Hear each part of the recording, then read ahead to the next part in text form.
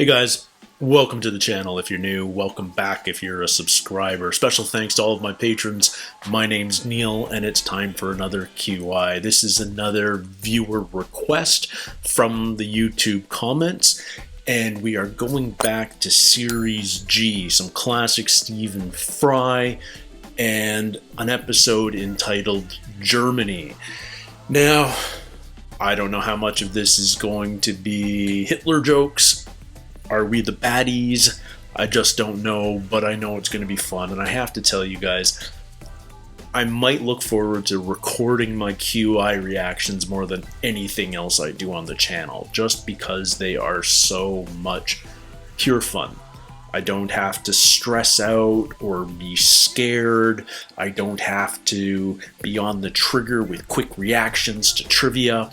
I don't have to remember complicated plot lines or anything like that. Don't get me wrong, I love all the shows I react to, but QI is just pure fun. It just hits me in the fun, happy feels, and I inevitably walk away at the end of an episode just feeling better about myself, better about the world, and feeling good inside. So I'm hoping that happens again today. You guys have not yet steered me wrong as far as your reactions to this show. Don't forget to like and subscribe, and comment below with what other episodes you'd like to see me react to. I already have quite a list that I'm slowly working my way through, so it may take a while for your request to appear up on the channel, but I am working my way through this for the foreseeable future, which really makes me feel good. Let's all feel good, shall we? This is episode 8 of Series G, Germany. Guten Abend! Guten Abend, guten Abend, and willkommen to QI. We have the Germanic Rob Brydon, the Teutonic Sean Locke, the Wagnerian Jo Brand, and the jerry-built Alan Davies.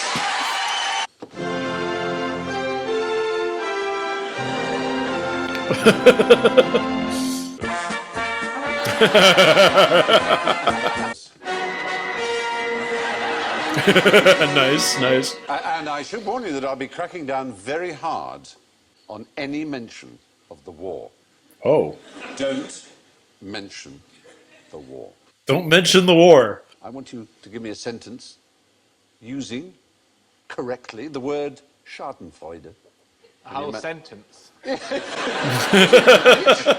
That statue's all covered in Schadenfreude. No. I took great pleasure in his distress. It's Schadenfreude. His agony left me in Schadenfreude. I enjoyed the Schadenfreude I experienced when my husband was killed by a local gangster. Is the correct use of the word Schadenfreude? Does the word Gemütlichkeit mean anything to you?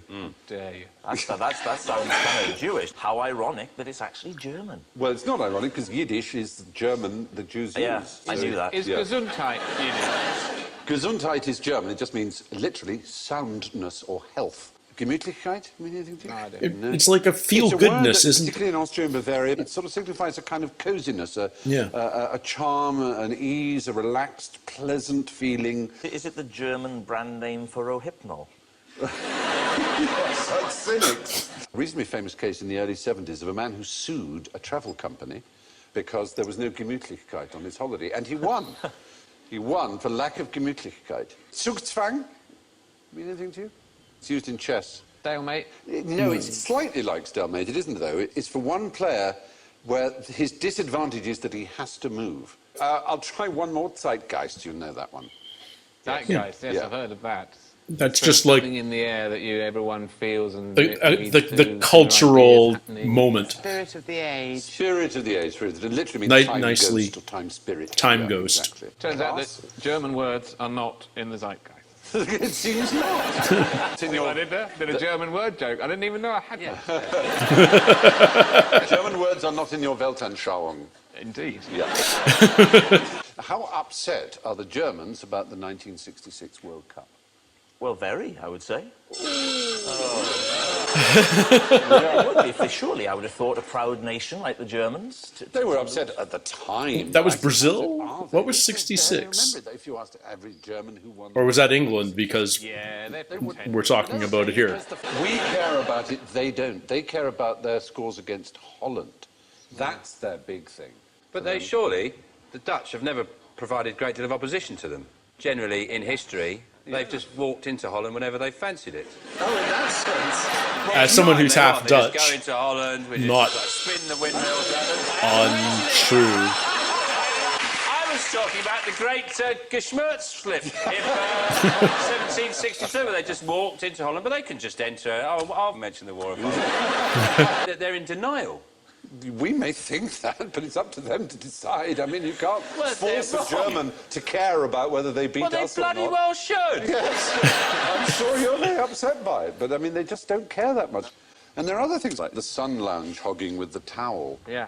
We think it, but Germans are blissfully unaware of their reputation in this case. No, But really? Germans are the most likely to reserve sun lounges with towels. And which nation do you think is the second most likely to? The Dutch. The British. The British. Very Who close. turned up in 10 fact. minutes later. Going, Exactly. I'd walked through the hotel past a group of Germans who didn't realise I understood German, and as I went past, one of them said, whoa, whoa. There goes the sad, fat English. So I railed at them in my pidgin German, which made them laugh even more. And then the next morning, I had to walk past them on my way round the pool, because obviously they'd sat down in all the nice chairs. Sat down on a deck chair, went through it. Oh no! They left the one chair, they'd already weakened it, perforated it in some way. The other stereotype we have of Germans, of course, is they're efficient, and they think that of themselves as well. But what do they think of us? What are the 6 major thoughts that Germans have about the British? Smelly, beery, beautiful Untidy, hair. they would say. Violent. Well, that we come in mobs, certainly. Yeah, yeah. That we're obsessed with royalty, that we drink tea all the time, that we're rather reserved, and we can't cook. The Germans think the Yeah, Brits they're- are reserved. Pretty accurate summation, I fear. But why did the Germans confiscate the Dutchman's trousers? Am I missing some Dutch trousers? When was the thing? World Cup held in Germany? 74 and 2006. 2006. Hundreds of thousands of Dutch fans thought it would be rather charming to buy some orange Lederhosen that were provided for them, which had 2 big pockets they could put beer in. They were called Leeuwenhosen in Dutch, which means lion trouser, lion pants.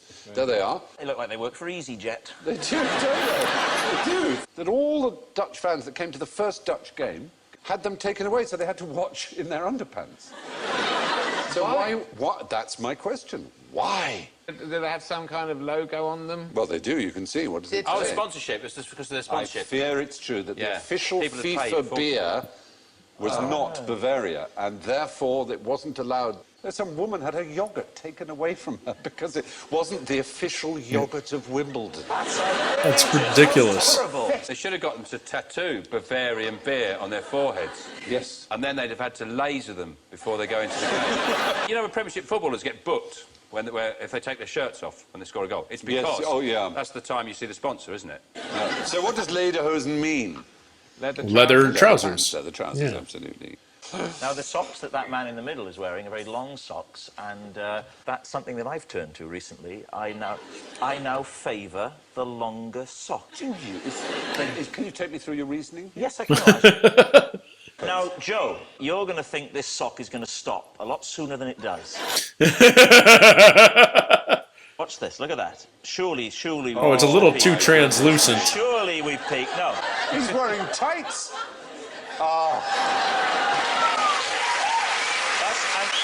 Can I say... Not Joe's unimpressed. I urge you to give it a go. They do make you look like a knobhead. Sorry, Rob. Rob always looks a bit like a knob end. But by just carrying on the conversation, you imply that you agree with what Joe said. Could you please come down that's on fine if they one want side to. or the other here? Yeah. You look like a knob end, Were you Brydon. with me or were you with her? It's Yeah. true. It doesn't make you look cool. Put it that way. Nobody's going to go, I'm going to get a pair of those. All those who think Rob is really onto something, could you please shout out, long sock?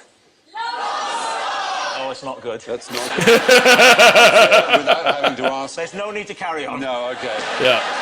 Let's cut that from the broadcast. There's a class of ethnic immigrant now long established in America known as Pennsylvania Dutch. Where do you think they originally came from? Germany. Germany. Yes. Why would they be called Dutch? Because Americans didn't know. No, because they rightly recognise the word Dutch and Deutsch are the same word. The Hollanders were at war with Britain many times and indeed, of course, invaded. You mentioned England. the war. At war with, not the war. You did.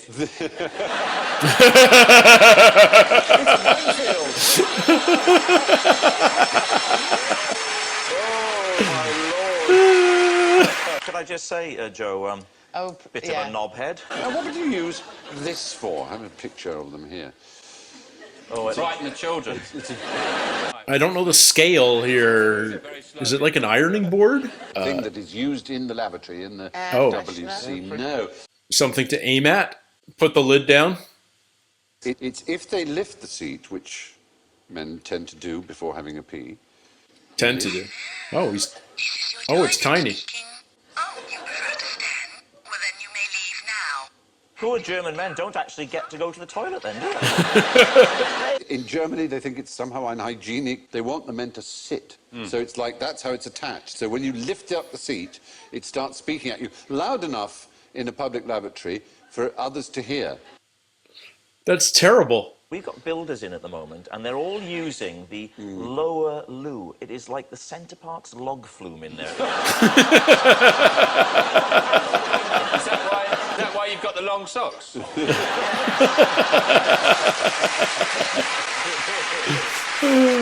Yeah, I was the same as you. I thought they were ridiculous. Then I put them on, and I'm loving it. How good can it be, though? Just a long Yeah, I sock? know. Exactly. But have you tried it, Sean? No. Exactly. I just gotta wonder what's gonna happen to you when you go, like, skydiving. Get the socks! This is amazing! Have you tried jelly? That's nice. You're going to think I'm making this up, but when I sit down, if I'm wearing a heavy cord, a jumbo cord, for example, one of the things that annoys me more than anything else is when I put my trousers on and sit down, sometimes it catches the long sock and takes it down to the... Oh! And just a minute, Rob. You're not a knobhead. You wear long socks and jumbo cords. I said, if I'm sitting on the toilet, is I have to take my glasses off. Right? 'Cause I don't like wearing them. For distance. And the pants act like a little hammock for the glasses. And then so I might sat there for 10 or 15 minutes. And then, when I stand up finished, I stand up to pull my trousers up. I forget about my glasses. Oh, no! Deep into my under region. Whoa. And, Tainted I cleaned glasses. this pair of these. Yeah! Thanks for sharing. Yes, right. Did Sean Locke die of pink eye? No. Too soon? He will be missed. German students do for a living. Naked German student. You can hire a naked person. You can not hire a just naked for student. life modelling or anything. No, not for life modelling. For doing housework. Germans like to have naked students. What? Because nudism is a very German thing. As the kind of movement, we know it did spring from Germany. FKK. FKK, very... Freikorpus culture. Freikörperkultur, yeah, exactly. Free body culture. It's famous in the 30s, wasn't it? That's right. There's a lot of nudism. Until Hitler. And I know some stuff. But after that period, which must not be mentioned, sprang up again. And now it's hordes of naked German hikers are crossing the border and going hiking. And the Poles don't like it, the Swiss hate it, they all find it disgusting. They love it in Germany, don't they? And if you're a naturist in this country... It's not really the country for it. It's not, no, it's not. Germany does have decent summers, doesn't it? Yeah, it does. You know, if it doesn't, it just expands to somewhere where the summers are better. That's getting all... Yeah.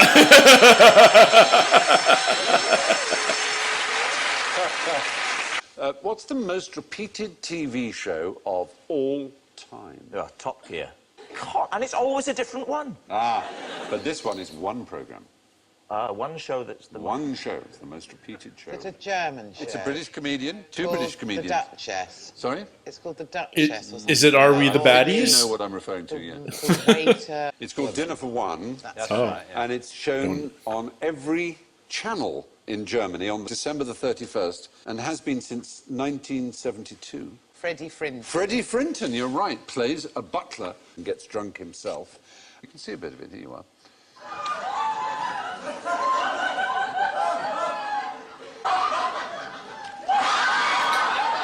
You know, Okay. all right, it's broad humour, but it was... Yeah, it's every single channel, every single year. It's become a cult. It's unavoidable in Germany. They have parties for it. It's just a tradition. And then at the very end, when she's going up to bed and she says the same procedure as last year, she says, I'll do my best. So, that's sort of punchline. What did Uncle Wiggly Wings ever do for Germany? It sounds like a children's character, Uncle Wiggly Wings. Well, he was someone who helped children. Calling for a helicopter to please airlift me out of here. Airlift is a good word. Stick with the word airlift. What does Airlift. airlift in Germany bring to mind? Berlin. The Berlin airlift. The war. No, it doesn't. It's not the war. The Russians completely closed off the city of Berlin, which was in their sector, the eastern sector, in 1948. And for over a year, Berlin was completely cut off from the rest of the world. And there was an American pilot, so he wiggled his wings over them and dropped some chocolate. And he'd do this each day. More and more children came, and it took on and became a huge propaganda coup. It sounds lovely, but do you imagine a Terry's chocolate orange? Down at you at great speed. Oh, I love a chocolate orange. I'd risk it to catch a free Terry's chocolate orange. Could have landed like the bouncing bomb that it did in the war. Oh, no. Locke's just doing this on purpose at this point. What's bound to happen eventually when you get into an argument on the internet? It's one of the most dispiriting views of the world, isn't it? An internet message board. Well, you... It just shows that you're a... Why don't you... Sounds like they got a problem with their keyboard. They've got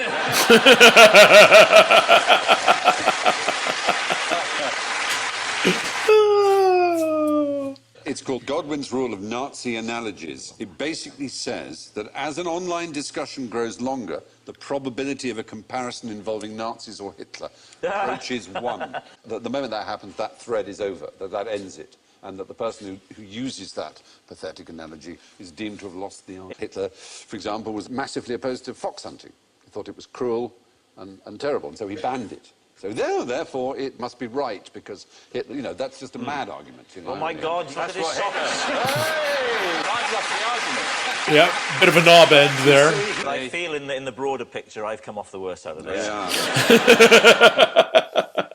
Well, listen, say what you like about him. Great socks. Yeah. So, how would you use a Monopoly set to escape from a prison camp? I could see how you might use a buckaroo. I've learned about Buckaroo on Taskmaster. Series 9, I believe. Yeah. There was a man With whose Rose nickname was Matafeo. Clatty Hutton, who in Britain bought up lots of Monopoly boards and turned them into escape kits that he... So that you get a get out of jail free card.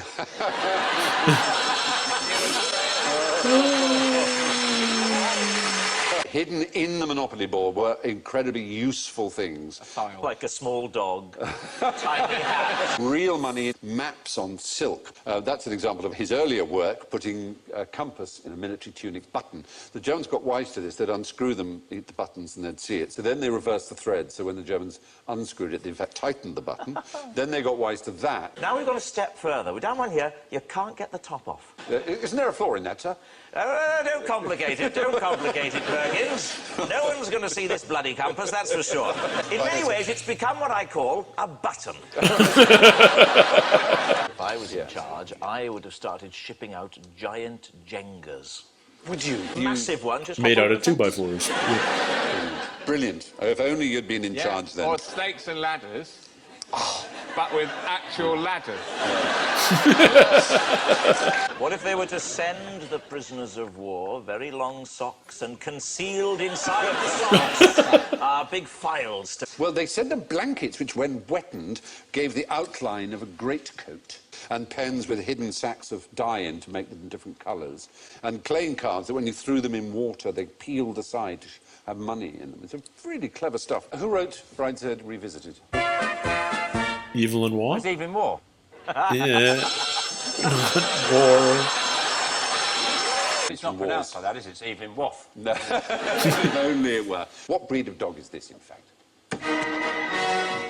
Yeah. A They're German gonna Shepherd. Is the Alsace- right answer. yeah. Well, they used to be called Alsatians until They became German Alsace. Shepherds. 1977. Yeah. It was the First World War thing, this whole business of not liking anything with the word German in it or anything. Is that why it was stopped, really? Yeah. And they've always been German Shepherds here in North America, as far as I know. We used to have one. Did you? Yeah. Nice? Friendly? Yeah, it's a lovely dog, but it did kill next door's dog. Don't mention the war! You had to go to court, didn't you, over all that? Yeah. Then you had to go to prison, didn't you? No. And then I sent you some Monopoly. A trip to the Munich Oktoberfest might be nice. When would be the best time to go? September. Yes, it is possibly the world's largest regular festival or The fair. second largest Oktoberfest in the world was where I went to university in Waterloo, Kitchener-Waterloo, Ontario. It was idiotic. It was these huge long tents full of pissed up Australians. Who I love. I went to the World Cup in '98 in France. In the middle of town square, they put temporary bars up. And the Scots arrived, and they drank more beer in the weekend than they normally drink in Bordeaux in a year. Served only lager, and there were no food stalls at all, and no toilets. Oh. What? It was unbelievable. But it was one of the best nights of my life. Right across the bar, Alan! Partridge!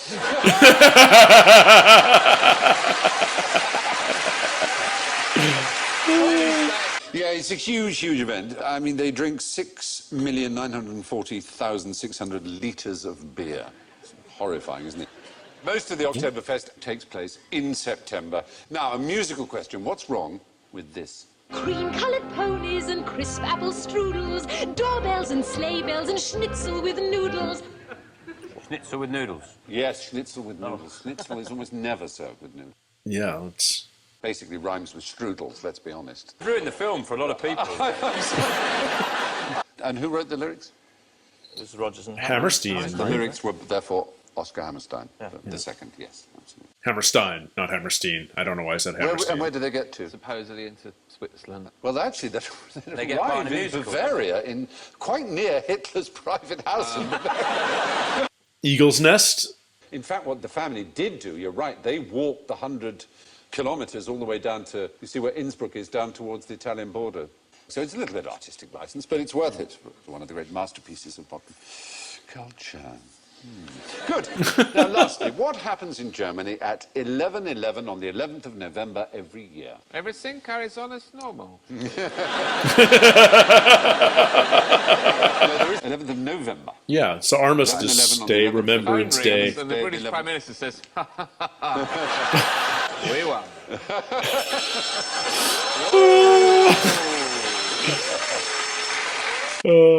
They have a much older celebration that takes place there, oddly enough. It's their carnival. It starts quite slowly in November. There's December and there's Christmas, and then through January, and then reaches fever pitch at the time of Mardi Gras. It seems like a long What's festival. carnival mean, the word carnival? Do you know? Eating Valerie. Meat. It's Carne is carne It's is meat, yeah. Carne levare, to leave the meat, literally, to remove meat from your diet. Resistance has proved futile, and for us, the game is over. All that remains is for the scores. we got a little Borg In reference. first place, our fluent German speaker, -6, Jo Brand. Mit -7, Rob -7. Brydon. Yeah. That's good or bad? I don't understand. It's better than mentioning the war 5 times. 3 mit -36, Alan Davies. -26. Den letzten Platz, Gott in Himmel. God. -76, Sean Locke. Thank you. -76? Is that the worst score ever?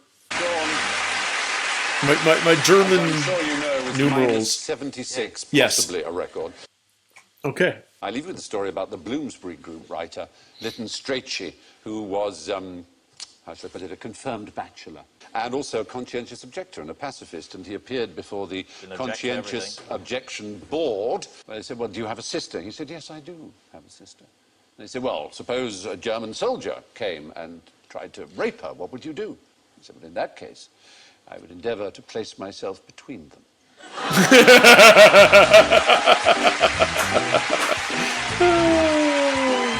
Brydon and Locke, man. Just, we're going for the more lowbrow stuff in this episode, you know?